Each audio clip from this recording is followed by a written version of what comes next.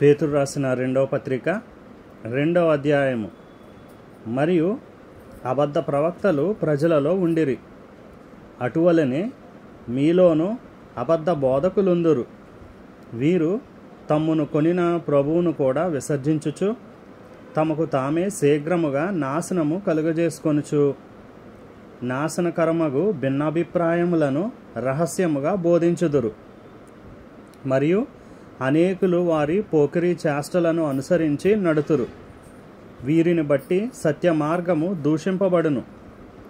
వారు అధిక లోబులై కల్పనా వాక్యములు చెప్పుచు మీ వలన లాభం సంపాదించుకొందురు.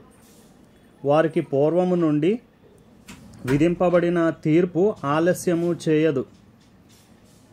వారి నాశనము కునికి నిద్రపోదు.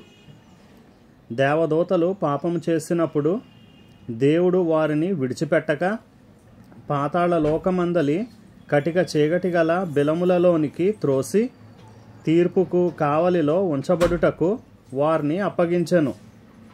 మరియు ఆయన పూర్వకాలమందున్న లోకమును విడిచిపెట్టక భక్తిహీనుల సమూహం మీదకి జల ప్రళయమును రప్పించినప్పుడు నీతిని ప్రకటించిన నోవాహును మరి 7 కాపాడెను.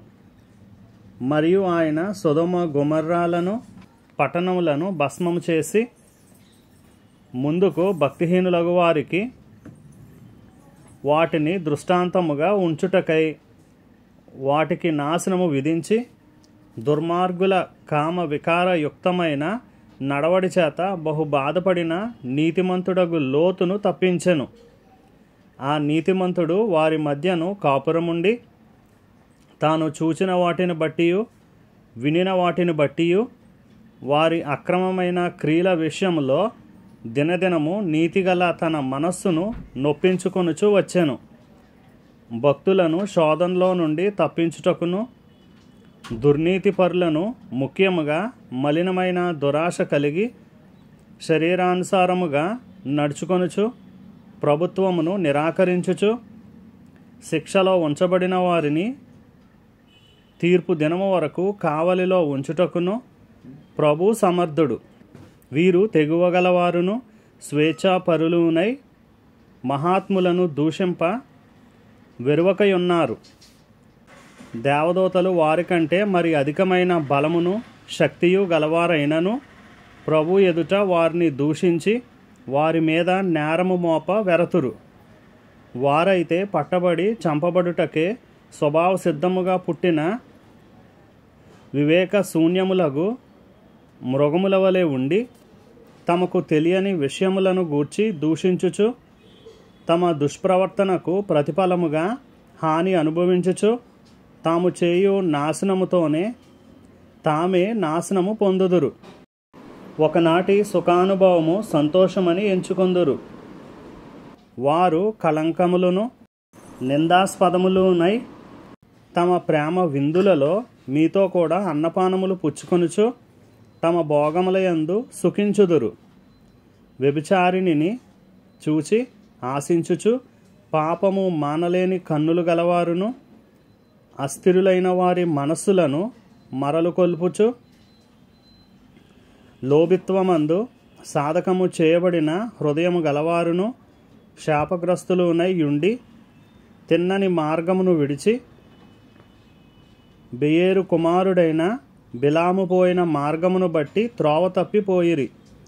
ఆ బిలాము దుర్నీతి వలన కలుగు బహుమానమును ప్రేమించెను.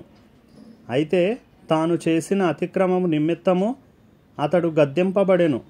ఇట్లనగా నోరు లేని గార్ధబము మానవ స్వరముతో మాటలాడి ఆ ప్రవక్త యొక్క వెర్రితనము అడ్డగించెను. వీరు నీళ్లు లేని బావులును పెనుగాలికి కొట్టుకొని పోవు మేఘములునై ఉన్నారు. వీరి కొరకు గాఢాంధకారము భద్రము చేయబడి ఉన్నది. వీరు వ్యర్థమైన డంబపు మాటలు పలుకుచు తామే శరీర సంబంధమైన దురాశలు గలవారై తప్పు మార్గమందు నడుచువారిలో నుండి అప్పుడే తప్పించుకొనిన వారిని పోకిరీ చేష్టల చేత మరలు కొల్పుచున్నారు. తామే భ్రష్టత్వమునకు దాసులయుండియు అట్టి వారికి స్వాతంత్రము ఇత్తుమని చెప్పుదురు.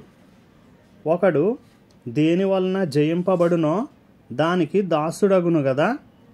వారు ప్రభువును రక్షకుడునైన యేసుక్రీస్తు విషయమైన అనుభవ జ్ఞానము చేత ఈ లోక మాలిన్యములను తప్పించుకొనిన తరువాత మరలా వాటిలో చిక్కుబడి వాటి చేత జయింపబడిన ఎడల వారి కడవరి స్థితి మొదటి స్థితి కంటే మరి చెడ్డదగును. వారు నీతి మార్గమును అనుభవపూర్వకముగా తెలుసుకొని తమకు అప్పగింపబడిన పరిశుద్ధమైన ఆజ్ఞ నుండి తొలగిపోవుట కంటే ఆ మార్గము అనుభవపూర్వకముగా తెలియక యుండుటయే వారికి మేలు.